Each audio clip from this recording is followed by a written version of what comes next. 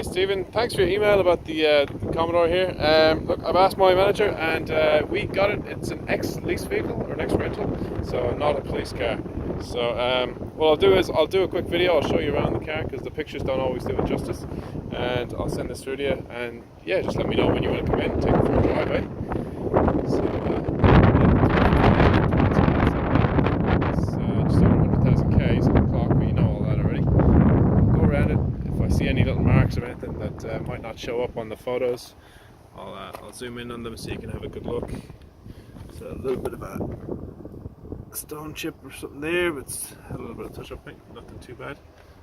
Same up here, although I could do a little tidy up. All in all, pretty good, Nick. Obviously been in New Zealand, new car. It's got all the comforts. Peace of mind of having a New Zealand stereo, always good.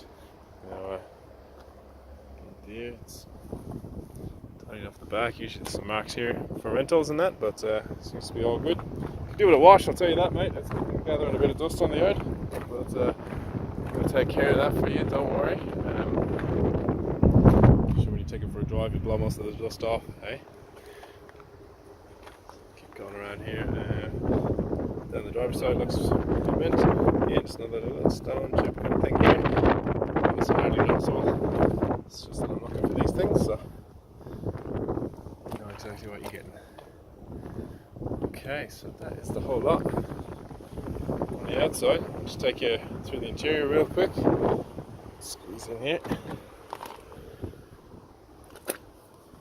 Nice half leather interior. Looks like leather anyway. Cruise control, all the modern cones, man. Just way better than import, really. Just you know what you're getting with a Holden, don't you? So look, that's the whole lot. You can see it all there. Now I'll include my number, so if you want to give me a call or flick me a text, even just let me know what day you're coming in. I'll make sure she's all ready to go, fueled up, keys in the ignition for you.